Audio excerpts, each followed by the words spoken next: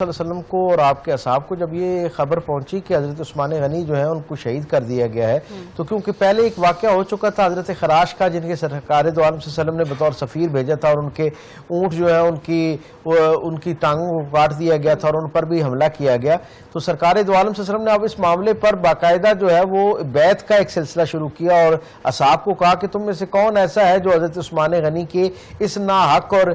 مظلومانہ خون جو ہے اس کا بدلہ لینے کے لیے میرے ہاتھ پر بیعت کرتا ہے. تو تمام اصحاب جو ہیں وہ سرکار دو عالم صلی اللہ علیہ وسلم کے دست اکبرس پر بیعت کرتے ہیں. اور جیسے میں نے پہلے عرض کیا کہ حضرت سلمہ بن عقوع جیسی جو صحابی ہیں وہ اس درجے پر جذبات سے بھرپور تھے کہ انہوں نے 3 مرتبہ بیعت کی. اور پھر سرکار دو عالم صلی اللہ علیہ وسلم نے آخر میں حضرت عثمان غنی کی کیا عزت افضائی فرمائی کہ حضور نے اپنے دائیں ہاتھ کے اوپر اپنا بایاں ہاتھ سب سے آخر میں رکھا اور فرمایا کہ یہ جو بایاں ہاتھ ہے نا، یہ عثمان کی طرف سے بیعت ہے، یعنی حضرت عثمان غنی کی طرف سے بیعت تھی. اور حضرت عثمان غنی اپنی باقی ساری زندگی جو ہے وہ اس بات پر بڑا فخر محسوس کیا کرتے اور بڑی جو ہے وہ شرح صدر کے ساتھ اور تحدیث نعمت کے طور پر لوگوں کو یہ بتایا کرتے کہ سرکار دو عالم صلی اللہ علیہ وسلم نے میرے بائیں یعنی اپنے بائیں ہاتھ کو میرا دائیں ہاتھ قرار دے کر گویا اس بیعت کی لافانی عزت میں مجھے شریک کیا. پروردگار عالم کو یہ منظرنامہ اور حضور کے اصحاب کی یہ وفاداری اور حضور کے یعنی فرمان پر سب کا لبیک کہنا اتنا اللہ کو پسند آیا کہ اللہ نے ان کے لیے منفرد قرآن حکیم میں بشارتوں کا نزول فرمایا اور ان کی عزت افضائی جو ہے اسے قرآن حکیم میں جگہ دے کر ہمیشہ کے لیے ان کی عزت کو جو ہے وہ لافانی فرما دیا. اب اگلا مرحلہ یہ آتا ہے کہ یہ جب بیعت کا احوال اہل مکہ تک پہنچتا ہے تو انہیں اندازہ ہوتا ہے کہ بے شک اس میں کوئی دو رائے نہیں کہ سرکار دو عالم کا جو قافلہ ہے وہ امن پسندی کے ساتھ یہاں تک پہنچا ہے اور ان کا بظاہر عمرے کے علاوہ اور کوئی ارادہ نہیں ہے. لیکن اگر ہم ان کے ساتھ میدان جنگ میں اتریں گے تو وہ اپنی پوری جانثاری کے ساتھ جو ہے وہ میدان عمل کے اندر اپنے جوہر دکھائیں گے اور اپنے جذبہ ایمانی کے ساتھ جو ہے وہ میدان عمل میں اتریں گے. یہ ابھی گفتگو جاری تھی کہ وہاں پر قبیلہ بنو خزاع کے جو سردار تھے حضرت بدیل، جو بعد میں اسلام قبول کیا، جنہوں نے اس وقت تک اسلام قبول نہیں کیا تھا، انہوں نے انہیں کہا کہ تم مجھے ہمیشہ اپنا سفیر مقرر کر کے پوری عرب میں بھیجتے ہو اور معاملات طے کرنے کا اختیار دیتے ہو، کیا تم میری بزرگی کا خیال رکھتے ہوئے مجھے اجازت نہیں دو گے کہ میں ایک قافلہ ایک ڈیلیگیشن ایک وفد مرتب کروں جو سرکار دو عالم صلی اللہ علیہ وسلم کے ساتھ جا کے بات کرے؟ سب نے ان کی بات کو قبول کیا اور پھر تاریخ بتاتی ہے کہ سہیل بن عمر اور باقی لوگ جو ہیں وہ ان کے ساتھ آتے ہیں اور سرکار دو عالم صلی اللہ علیہ وسلم کے سامنے پیش ہوتے ہیں اور حضور ان کو یہ بتاتے ہیں کہ ہمارا تم سے لڑنے کا کوئی ارادہ نہیں، گو کہ تم نے حدیبیہ کے گرد میں جو مختلف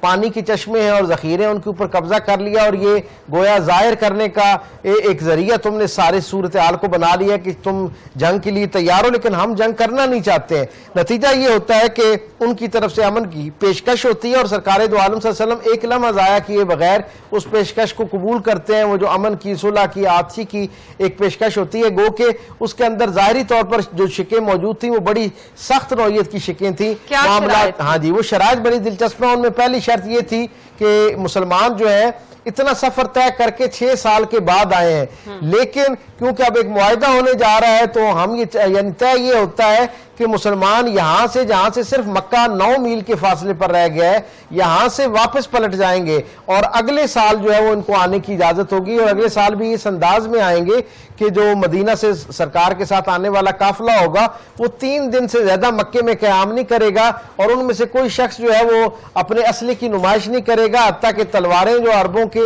لباس کا حصہ تھیں، یعنی ان کا اتنا وہ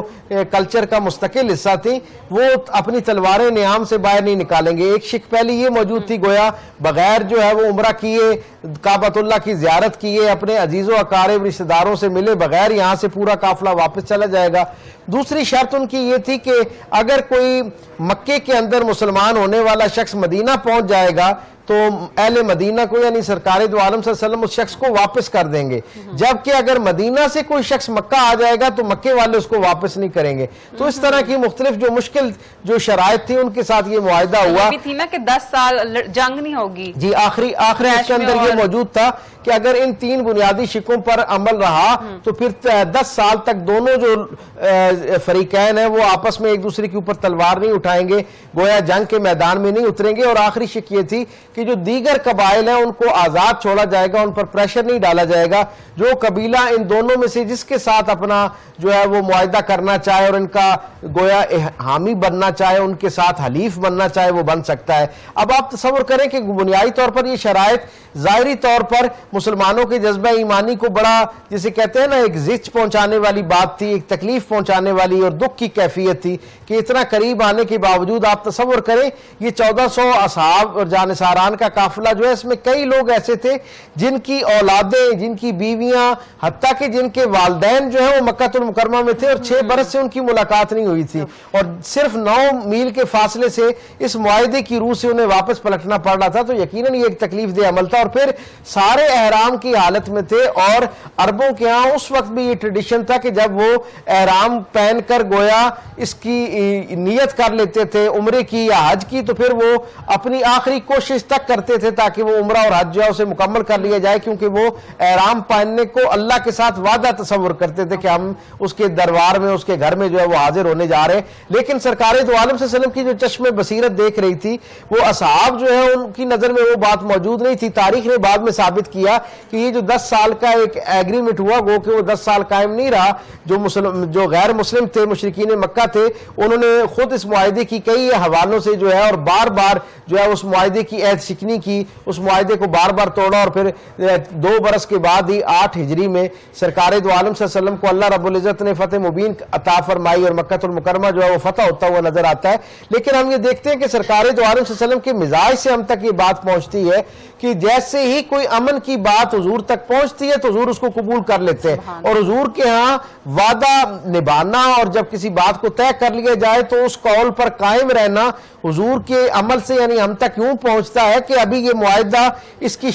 شکوار بلند کر کے بیان کی گئی تھی. ابھی حضرت علی کرم اللہ وجہ کریم نے اس کو لکھا نہیں تھا, اس معاہدے کو لکھنے کی حالت میں تھے کہ اچانک ایک کراہتا ہوا, روتا ہوا ایک شخص جو ہے حضرت ابو جندل, وہ جو ہے وہ اس قافلے کے قریب پہنچتے ہیں, حدیبیہ تک پہنچتے ہیں, اور ان کا عالم یہ ہے کہ ان کے ہاتھوں میں جو ہے وہ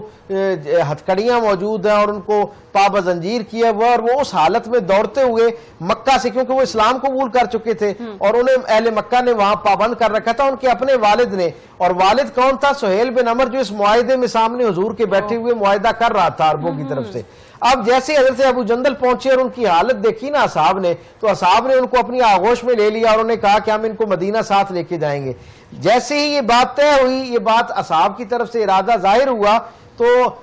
سہیل بن عمر جو ہے اس نے کہنا شروع کر دیا حضور کے سامنے کہ ہمارے درمیان کیونکہ معاہدہ طے ہو گیا ہے, گو کہ ابھی لکھا نہیں گیا, لیکن کیونکہ شکوار آپ نے اس پر اتفاق کا اعلان کیا ہے کہ جو مکے سے آئے گا اسے واپس لوٹا دیا جائے گا اہل مکہ کو. میرا بیٹا مکہ سے آپ کی طرف آیا یعنی مدینہ کی طرف پلٹا ہے, تو اس معاہدے کی روح سے یہ بچہ مجھے واپس دیا جائے. تاریخ بتاتی ہے کہ تمام تر محبت شفقت کے باوجود آقا کریم صلی اللہ علیہ وسلم حضرت ابو جندل کے ماتھے کو بار بار چومتے, ان کے چہرہ اقدس کے اوپر جو داغ تھے ان کو صاف کرتے, اور محبت اور شفقت کے ساتھ کہتے کہ کیونکہ میں اب ایک معاہدہ کر چکا ہوں اس لیے اس معاہدے سے واپس پلٹنا ممکن نہیں ہے, لہذا تمہیں اپنے والد کے ساتھ دوبارہ مکہ واپس جانا پڑے گا. اور تاریخ نے بتایا کہ حضور نے اپنے اس معاہدے کی ایسی پاسداری کی کہ حضرت ابو جندل جو ہیں انہیں اس قافلے کے ساتھ دوبارہ واپس مکہ روانہ کر دیا.